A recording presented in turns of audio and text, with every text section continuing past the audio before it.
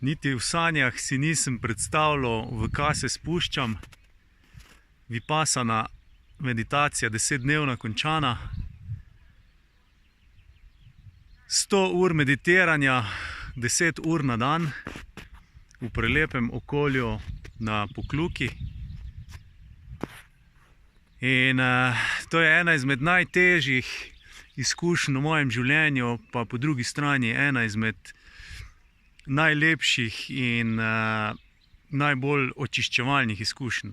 Kajti 10 dni v bistvu nismo delali nič druga, ko meditirali. To se pravi 10 ur na dan meditacije in brez telefonov, brez elektronskih naprav, dejansko v popolni tišini, plemeniti tišini, kot se to imenuje,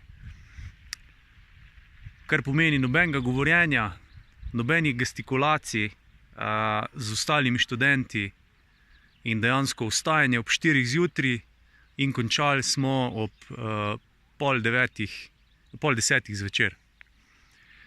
In se v bistvu poglabljali v sebe, vase in odkrivali vesolje znotraj nas. In dejansko ta izkušnja je zelo, milo rečeno zanimiva. Zato, ker nikoli nimamo v našem življenju priložnosti se popolnoma umiriti v mirnem okolju, da se poglobimo sami vase, in ta vipassana meditacija je res v bistvu uči eno posebno tehniko meditacije, ki v bistvu tako, ni nič tako zelo posebnega, ampak moramo jo prakticirati zato, da seveda deluje. In mi smo jo tukaj prakticirali dejansko 100 ur, v 10 dneh 100 ur. In to je v bistvu tako težka izkušnja, zato ker naš je skozi navajen biti stimuliran, skozi je navajen nekih distrakcij, skozi je navajen da ga zabavaš, ali preko televizije, ali preko telefona, ali preko govorjenja. Skozi je navajen tega dogajanja. Tukaj se pa popolnoma umiriš in tvojemu umu ne daš te hrane. In lahko bi rekli, tako kot telesu ne daš hrane, ko greš na posel, začneš razstrupljati, je tukaj neka podobna stvar. Se začne tvoj razstrupljati in prihajaš do globine svojega uma, do svoje podzavesti, do stvari, ki si jih že v bistvu pozabil, do nekih čustev, do nekih senzacij, ki si že v bistvu pozabil, in prihajaš do njih in prihajajo na dan, zato ker si v umu toliko miren, prihajajo na dan in jih lahko dejansko predelaš in spustiš po določeni tehniki, določenem sistemu.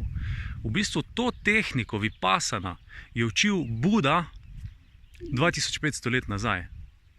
Buda je samo ime, ki mislim, da v indijskem jeziku, v indijskem pomeni razsvetljeni človek. Buda je kvaliteta razsvetljenja in Buda je lahko vsak. Ime mu je bilo Gotama, ampak znan je kot Buda, ker je bil pač razsvetljen. In je on to tehniko, on se je poglabljal vase in odkril dejansko vzrok vseh težav, ki jih imamo, vzrok vsega trpljenja, ki ga imamo. In prišel do ključa, kako se tega trpljenja znebiti, in v bistvu razkril in odkril to tehniko, ki smo se jo mi zdaj naučili. Več o celotni vipassana izkušnji oziroma celotnem retreatu, kako je potekal, pa kaj sem doživljal, bom zapisal v članku. Če želite dobiti mail, ko bo članek napisan, se prijavite spodaj na obvestila v linku ali pa zgori, kjerkoli že. Dal bom pa tudi link od Vipassana spletne strani, kjer se lahko vi tudi sami prijavite na tečaj. Zanimivo je, da vse, recimo, bilo nas je cirka 80 in cel ta center od zadaj na Pokljuki je bil poln, center je bil celoten za nas. Še to, imeli smo tudi omejeno gibanje. Gibanje je bilo, če pogledate tukaj moj prst, tukaj za moške, pa tukaj okol, tako, to stran, tukaj okol, pa tukaj dol.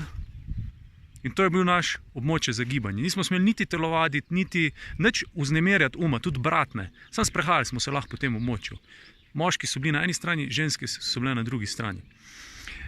In skratka, da bom tudi, v bistvu hotel sem to reči, ta zadeva je dejansko deluje na donacije. Nič ne rabiš plačati za to, na koncu pač dati donacijo, da se zadeva vzdržuje naprej, da lahko tudi novim študentom daš priložnost, da izkusijo to tehniko, da se jo naučijo. In je dejansko zadeva se izvaja po celem svetu, zdaj zadnja 4 leta tudi v Sloveniji, in je v bistvu zelo priporočam. Več pa v blogu kasneje.